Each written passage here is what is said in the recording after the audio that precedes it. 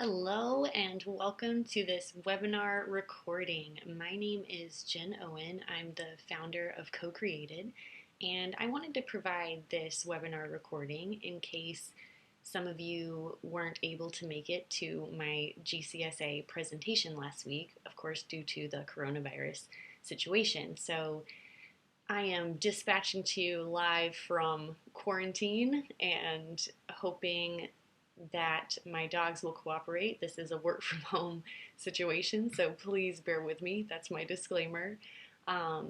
In case you are an educator who is stuck at home just like me, this could be an opportunity for you to learn a little bit more about how inclusive classrooms close equity gaps and maybe invest a little bit in your practice. So if you're at that place, going a little stir crazy at home, ready to stimulate your brain and learn something new, check out this webinar. Here we go.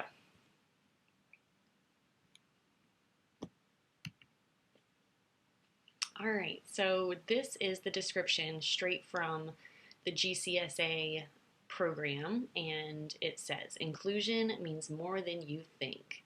Inclusive classrooms close equity gaps across ability, socioeconomic status, and racial cultural differences. Expanding our definition of inclusion could result in radically different outcomes for our students. This hands-on workshop is designed to help educators feel more prepared for meeting a wide range of student needs and more comfortable working with a wide range of student profiles. Quick overview of the session, little agenda. We've got an introductory bit at the beginning, go over some goals and norms. We will dig into 3 considerations of inclusive classrooms, and hopefully you'll walk away with some really practical strategies from there. And then at the end, we will close by co-creating a takeaway together. So given that this is a webinar recording, we will just go over how that was done and the tools to do so.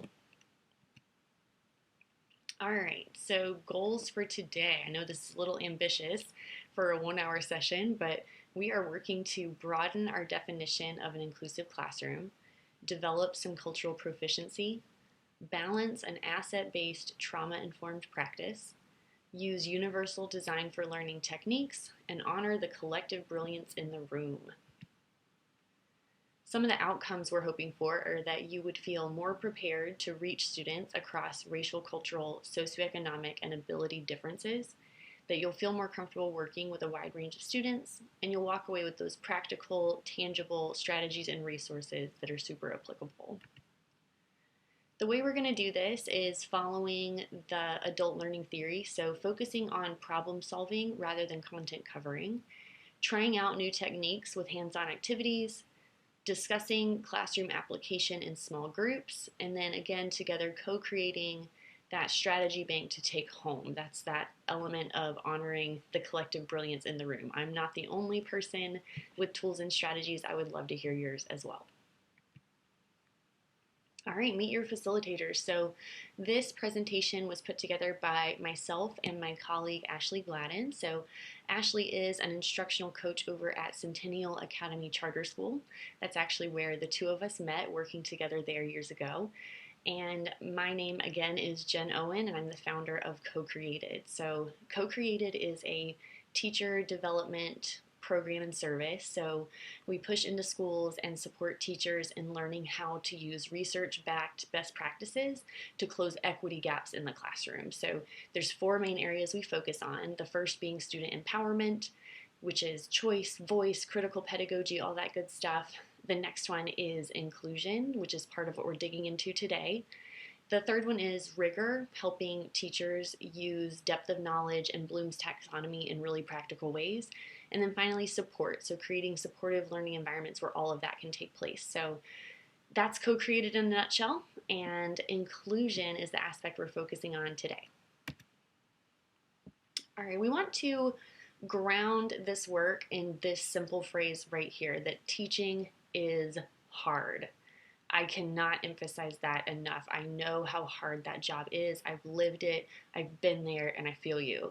So you've got this room full of kids with different abilities and different backgrounds and different family situations and different life circumstances, and as one teacher, you're expected to reach maybe 30 different kids with all these different things going on. So just want to re-emphasize that we understand teaching is hard, and hopefully today through this session, we can ease that burden just a little bit with some strategies.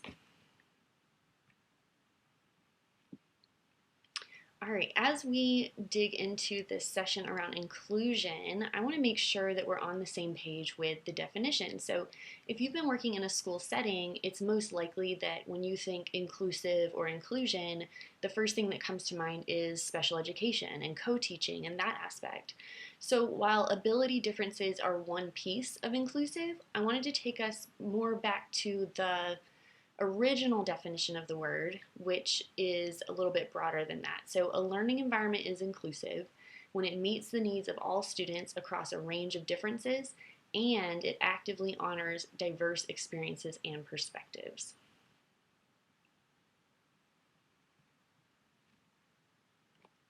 In terms of Maslow, so thinking about Maslow's hierarchy of human needs, a student in an inclusive environment would be saying something like, I feel safe here and I belong here.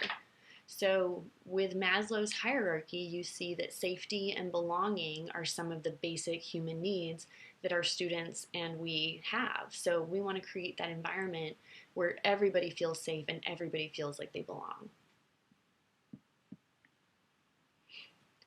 As we dig into this work, we wanted to start with some norm setting. So if you haven't done norm setting before, it's where we collectively come up with some guidelines to guide our work today and what we're doing, because we are going to be digging into some difficult topics like cultural identity, race, poverty, things that are hard to talk about, and doing some norm setting can help us get on the same page and create that safe space for everybody to share. Two of the norms that I put forth here are think both and consider everything on a spectrum. So when it comes to both and thinking, that is the idea of holding multiple truths at once instead of going to that either or place. It's knowing that we have different perspectives and that that's okay, that we've had different experiences and that that's okay, and that both can exist at once. It's that honoring of complexity. Everything existing on a spectrum comes to mind for me because I don't want us putting kids in boxes. You know, kids are humans. They don't fit inside boxes. They're complex.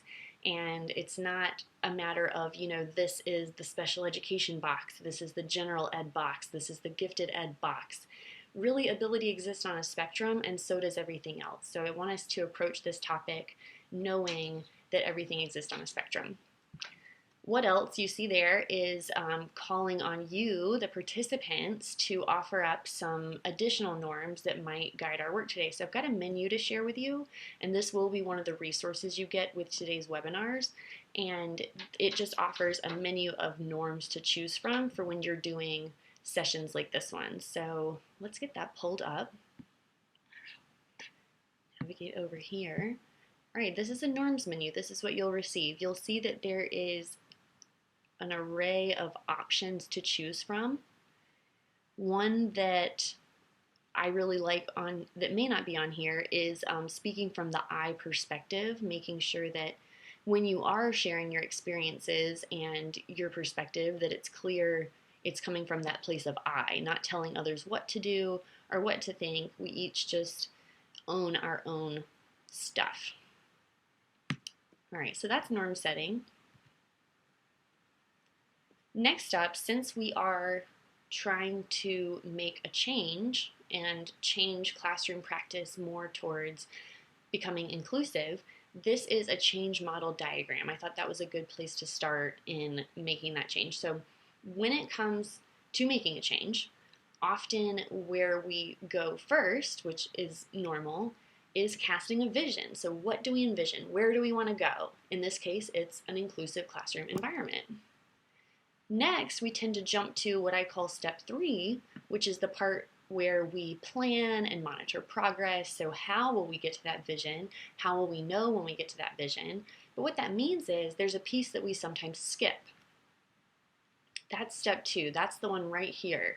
That is our snapshot of current reality. So it's taking a really honest look at what your baseline is, how inclusive things are now, how much you know yourself, how much you know this topic, and having that snapshot of current reality gives you a solid place to start from. Sorry, I got distracted there because, as I mentioned, work from home life, my dog is trying to get in.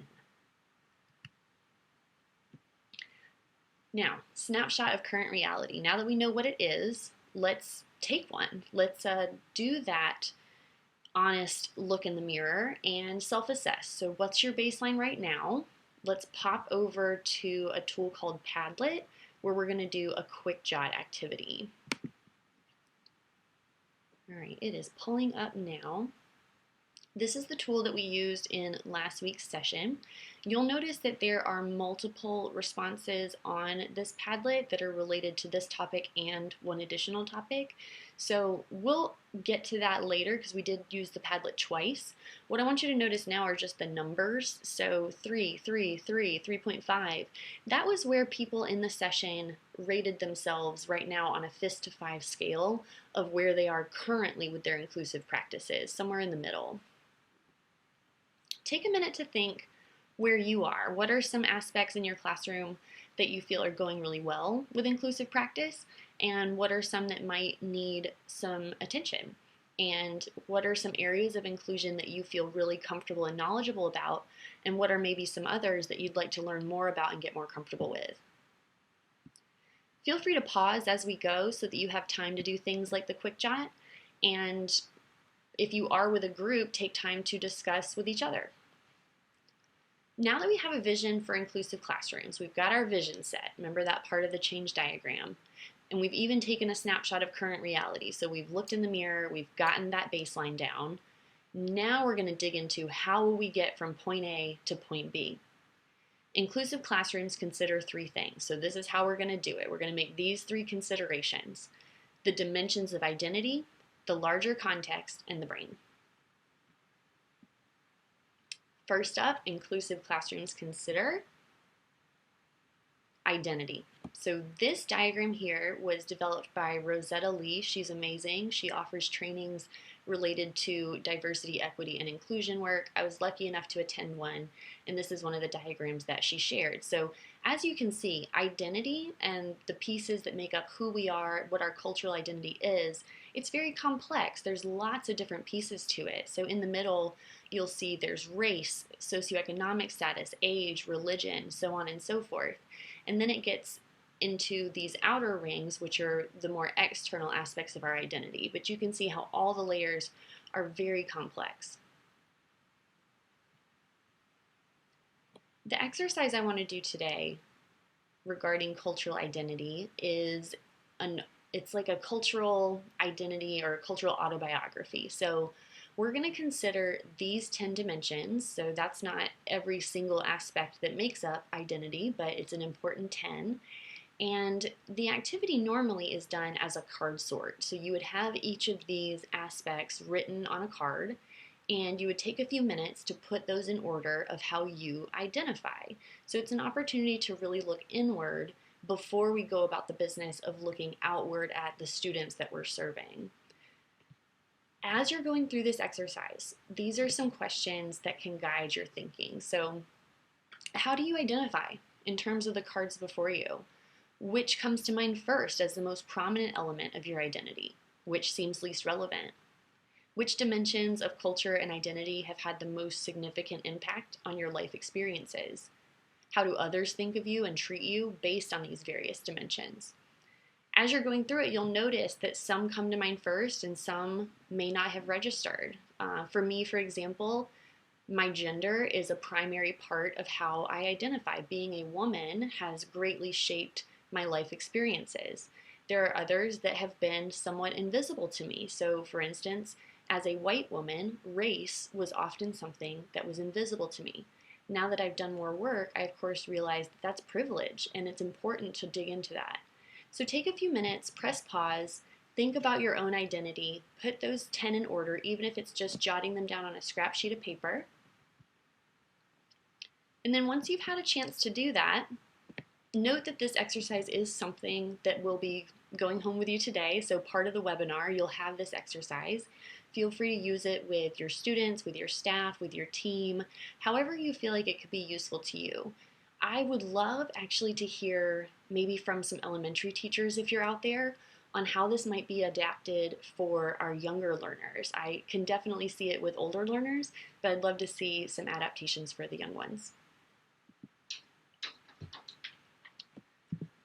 At the end, let's just go ahead and debrief how that exercise went for you. So at this point in last week's session, some people shared out what their cultural autobiography was, and they told it almost in the form of a story, or they shared out certain highlights and lowlights, or what stood out and what didn't. And it was a great opportunity for people to learn about each other, and you can imagine how in your setting that could really be like a bonding experience for your staff or your class. The next question is, how did looking into your own identity, how can that affect the way you interact with your students or with the people you work with?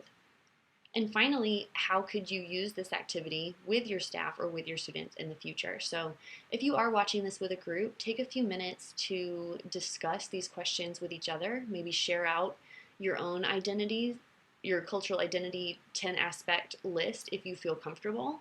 And if you are alone, maybe do some journaling. So go ahead and hit pause, do the exercise, and then we'll move forward.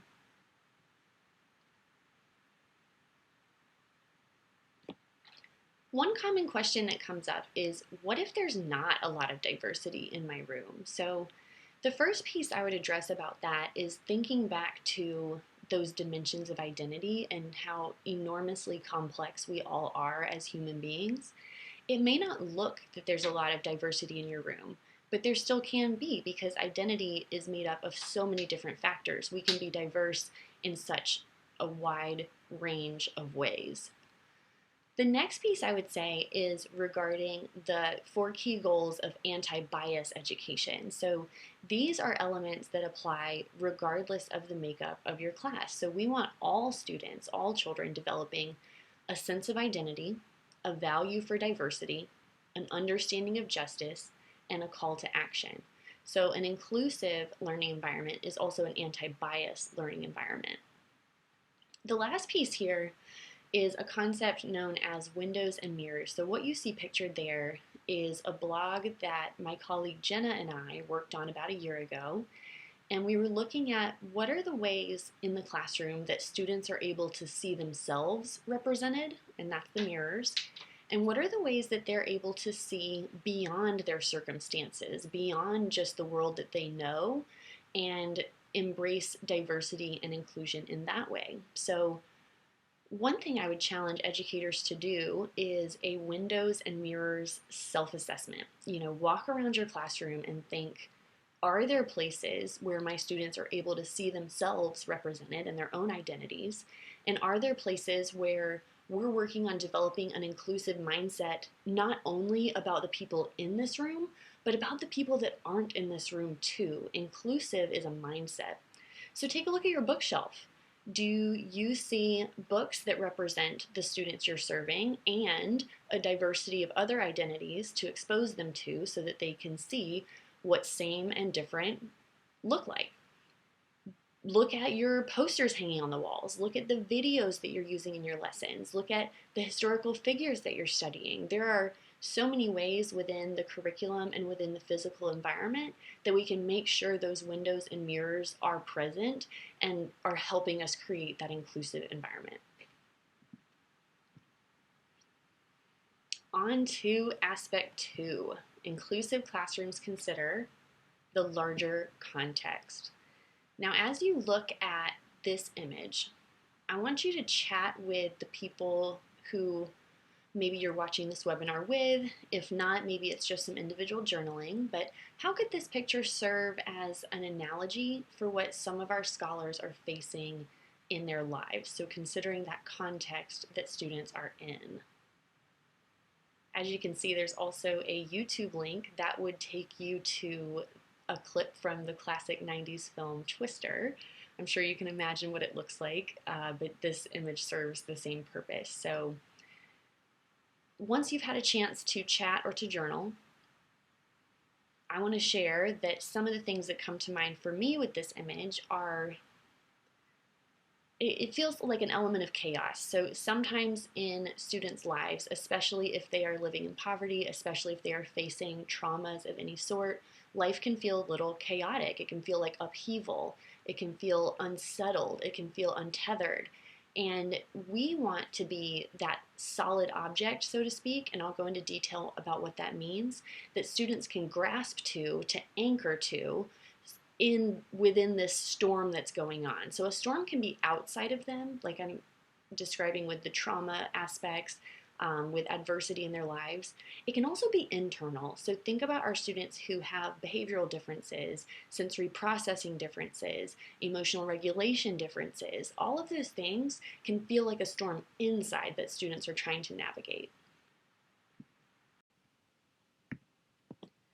Now that we've gone through that analogy of the storm and some of the things our students might be facing due to trauma or other life circumstance, I also want to look a little bit more broadly at the human side of things. So one piece is, if basic human needs aren't being met at home, how much more significant does that make the school experience? It's a big deal. So I'm not asking teachers to do it all or be it all, because that is not realistic. I understand.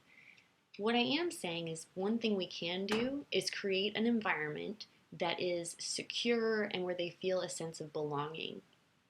Some of the basic human needs on Maslow's hierarchy are safety, which is security, and belonging. We can do that. We can create that environment at school, even if it's the only place that students have it. Another thing I want to caution us on is, even though our students may be facing trauma and poverty and circumstances that are hard to even imagine sometimes, I also want to point out that it's a both and, because students also bring to the table many incredible assets. And so we want to be balancing our trauma-informed practice with a really asset-oriented approach. We want to be that positive force in the kid's life, not taking a, oh, poor, pitiful you attitude, but instead taking a, wow, you are so resilient. Look at these assets that you bring to the table. When I look back at my own experience, I grew up without much and went through some difficult, adverse circumstances as a child. I also see that I gained a quality called resilience, and it's one that I pride myself on and value even now as an adult. So yes, there was trauma, and yes, there were assets. Next up, let's take a look at that solid object concept one more time. So these steps that you see here are the steps of de-escalation. They come from a training that I would highly recommend. It's the Handle with Care program, and these are their steps of verbal de-escalation. Being a solid object means I am consistent, I am in control of my own emotions, which is no small ask when you're in a behavior intervention kind of situation. I am consistent, I am in control, I'm also firm yet fair. So it's finding that balance of, I am someone the students can rely on and respect, and who holds them accountable. So again, it's that both and thinking. Let's go through the steps with an example. So imagine at your school there's been a fight or an almost fight between two students.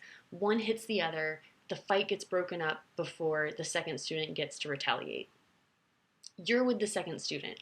That student is angry, he's yelling, he's very escalated, and you want to go through these steps of de-escalation to bring that tension down. So first off, you're going to listen to that student without judgment. Maybe the student is ranting and raving about how he wants to hit that other kid back, and of course you're not going to encourage that action, but you will do step 2, which is accepting the validity of the feeling. That might sound something like, wow, you are really angry. It sounds like you're very angry right now. So we're naming the feeling, we're accepting the feeling without accepting the action this child is describing. Third, we're going to help focus on one issue at a time. It's likely that if that student is very escalated, they're probably mad at a whole bunch of different things. They're mad at the other kid, mad at the teacher who broke up the fight, mad at the whole injustice of the system. It's probably a whole lot of things. So we're going to help them focus on just one issue. So maybe we heard them saying, I want to hit him back, I want to hit him back. We're going to encourage assertiveness. So we're going to encourage that child to be their own problem solver. So we might say something like, wow, it does sound like you're really mad. I get that. What happened was not fair. It sounds like you want to hit them back. I want to remind you that that would lead to X, Y, and Z consequence. And what's a different way you could do it that wouldn't lead to you getting in trouble? Because we don't want you to get in trouble. So what can we do instead? That child might not be able to come up with their own idea, which would bring me to step 5, offering alternate choices. I might say something like, okay, so let me help you out. The 3 of us can sit down later and talk it out once everybody is cooled down, because you're super mad right now, which I definitely understand. What happened was not fair, and I want to make sure that we address it directly and head on so that everyone can move forward. Finally, I'm going to contract on a course of action. I'm going to make sure that that student and me are on the same page about next steps. It could be that that student needs some time to de-escalate, so I might say something like, okay, so you're going to stay in this classroom and cool down for a few minutes before you move on to your next class. It also might be that we say we are going to close this conversation for now, but we are going to revisit it in an hour or 2 once we can think more clearly. So it doesn't matter exactly what the course of action is, but it matters that you both get on the same page about what next steps are. This process is one that sometimes takes repeating a couple of times. It's not an instant fix. It's not magical, but it sure does work when you use it. So these steps of de-escalation are just one tool to add to your toolbox that can be paired with a lot of other tools. Now that we've been through that solid object model, this idea of balancing an asset-based approach with a trauma-informed approach and reaching our students across a range of differences, when was a time that you personally had to take off your teacher hat and support a student through a behavior challenge by connecting on a human level and responding with empathy? So we're talking one of those moments where you had to really dig in, say what's the real deal, what's actually going on here, and have that human-to-human moment to get through it. So take a minute. If you are with a group, you can discuss it together. If you're on your own, take a minute to journal.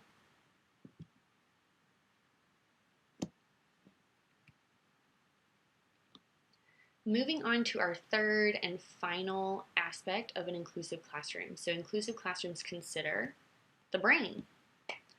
Ultimately, even given that larger context that we just dove into in the last section, our job is still to do everything we can to get students learning. So here's the brain-based way to give it our very best shot. Here is a book resource I wanted to share with you because it is one that has very much helped my practice. It's Engaging Students with Poverty in Mind. This was written by Eric Jensen, who has done a lot of work on brain-based teaching as well as poverty-informed teaching. He grew up in poverty himself and has used both his own experience combined with his professional research to create a really practical and really useful resource. Now, the quote I've got here is worded a little more strongly than I personally would have worded it, but it is straight from the book and I wanted to share it with you. So, there are no poor students with deficits. There are only broken schools that need fixing. There are no failing students. There are only schools that are failing our students. What I like about that quote is the way he flips the script and puts the accountability on us as professionals to look in the mirror, to examine our practice, to see how we can try different ways of reaching our students instead of going into that place of blame. So when we do the finger pointing and worrying about things that are outside our control, we don't actually have the opportunity to impact change. When we take accountability and get curious and use really practical strategies and techniques like the ones listed in this book, then we're able to make a difference. So again, highly recommend this book, extremely practical, great resource. Another element of brain-based practice is universal design for learning. So for those of you that are not yet familiar with this model, it's a way of thinking about teaching and learning that helps give all students an equal opportunity to succeed. It offers flexibility in the ways students access material, engage with it, and show what they know. When I was first introduced to universal design for learning, I was taught that it came from originally the architecture world. And an example that really helped me understand this approach better was, imagine an architect creating a building, building a building, and they only build stairs to access that building. Can everyone get to the building? The answer is no, because there are people in wheelchairs and with other mobility challenges that would not be able to. Imagine that architect now built that building and only added a ramp and no stairs. Can everyone access the building now? Sometimes your gut instinct might be, well, no, ramps are for wheelchairs, ramps are for people with mobility challenges. But if you think about it, a ramp can be used by anyone. It's a universal design. It's something that we could all use to access that building. That kind of thinking is what guides universal design for learning. There are three main aspects of universal design for learning, and they correspond to different areas of the brain. The first one to consider is engagement, or the why of learning. So what are multiple ways that I could be thinking about engaging and motivating students? The next one's called representation, or the what. What are multiple ways that I can make sure the students are able to access content? Those are what I sometimes call the inputs, the taking in of information. In that column, I often think about the multiple modalities, so making sure students are accessing the content visually, auditorily, tactily, kinesthetically, experientially, making sure that the way they're taking in that info varies enough to reach all my different kinds of learners. The last one is expression, or the how. So what are multiple ways that students are able to show what they know, those outputs of learning? This is where oftentimes a choice board comes in handy, so that students can be choosing different ways to show their learning, because there are so many ways that we could be assessing students' learning, seeing what they know, other than just paper and pencil tests. So taking a pause right here, how will we know what students' learning styles even are? How will we know where to begin with this universal design stuff? That comes with this really, really crucial background step, which is building relationships with students. You could do learning style inventories. You could be having informal conversations. It's those in-between times and bonding with students where you get to learn who they are, what their style is, and what might work for them. Here's one more representation in this chart here of how universal design is based on these different areas of the brain, what they mean.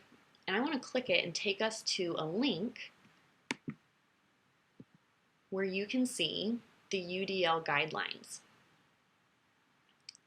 So these are the different ways that we can vary our engagement strategies, representation, and expression. So I'm scrolling through and I'm looking at these different strategies and different techniques of how I might offer a variety of options to students. So I'm seeing in the engagement column things like choice, things like goal setting, collaboration, coping skills, self-assessment, self-regulation.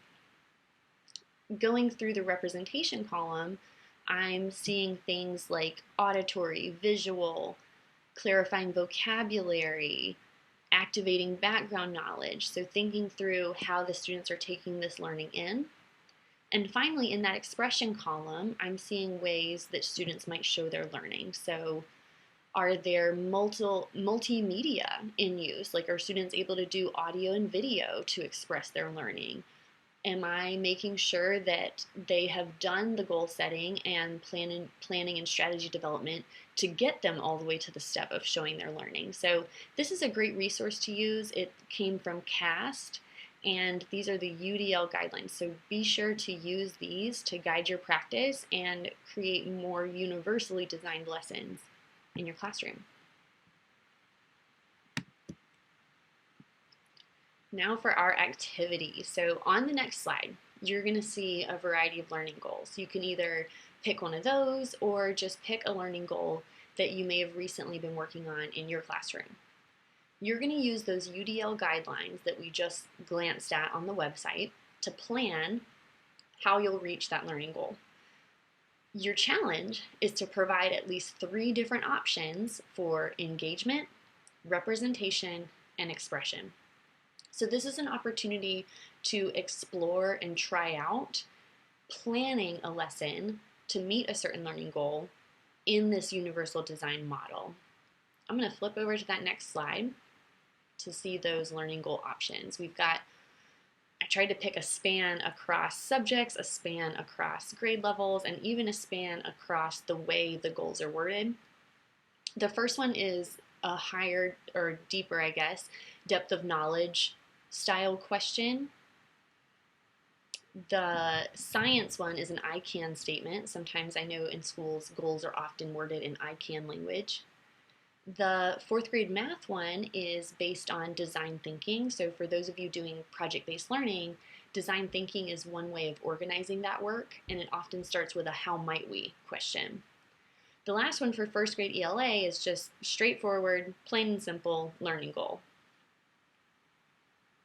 Going back, as you pause and try out this activity, remember you're choosing a learning goal, maybe from the options I provided, maybe from your own repertoire. You're using the UDL guidelines from that CAST website, and you're thinking, how will I vary engagement? What options will I provide? How will I vary representation? What options for input will I provide? And how will I vary expression? What options for outputs will I provide? So take a pause and try it out for yourself.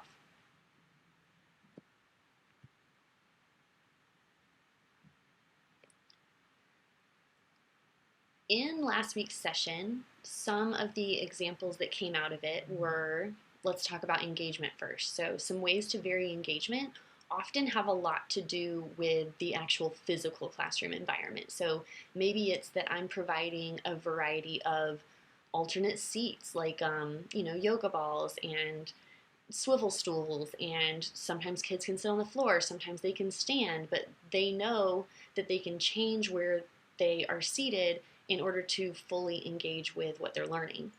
Maybe I provide fidgets because some kids need to keep their hands busy in order to engage. Maybe I provide a break area in the classroom where kids can go to decompress if they get overwhelmed and then come back and engage with learning. So manipulating the environment is one of the ways that we provide that variety for engagement. When it comes to representation, again, I would be thinking through the multiple modalities and making sure kids have different ways to take the information in and engage with the content. And then finally, when it comes to expression and showing their learning, one participant in last week's session mentioned for the 1st grade ELA standard, for example, he might have his students do like a skit. They might like act it out, or a puppet show, or a song. So doing some of that arts integration is one of the great ways to offer expression options. We've made it to our closing, our final takeaways. Last question for you.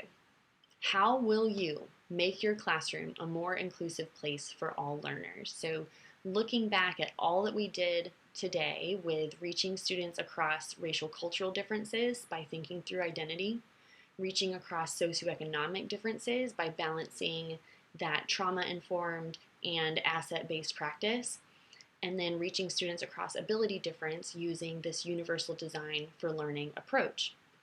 All of that's wonderful. Please think about it as you're doing this next activity. Also think about what you're already doing. I'd love to learn from you too about what's already going on in your classroom, because I'm quite sure there are ways you're making your classroom environment inclusive for all. So originally, you see this link here for Mentimeter. That was what we had planned to do to collect responses. I ran into some glitches on the day of, and so instead we ended up using Padlet. But if you haven't used Menti before, it is a great way to collect multiple responses and to integrate technology for engagement. I'm going to take us over here to our Padlet one last time though.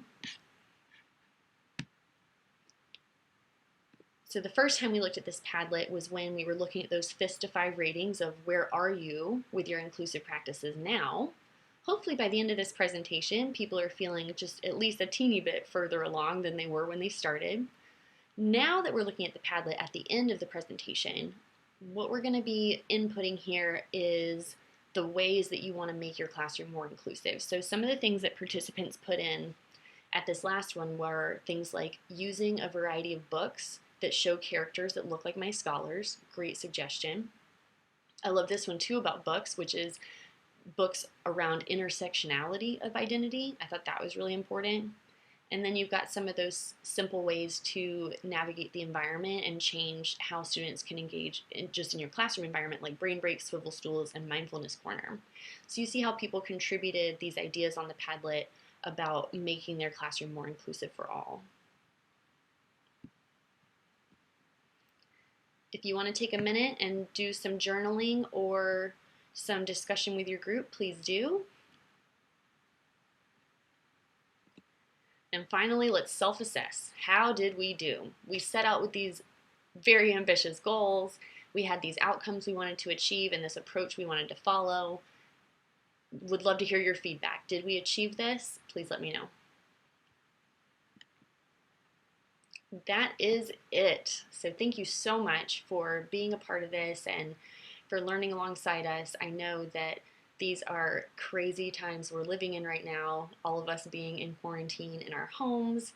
So thanks for taking time out to do a little bit of investment in your practice.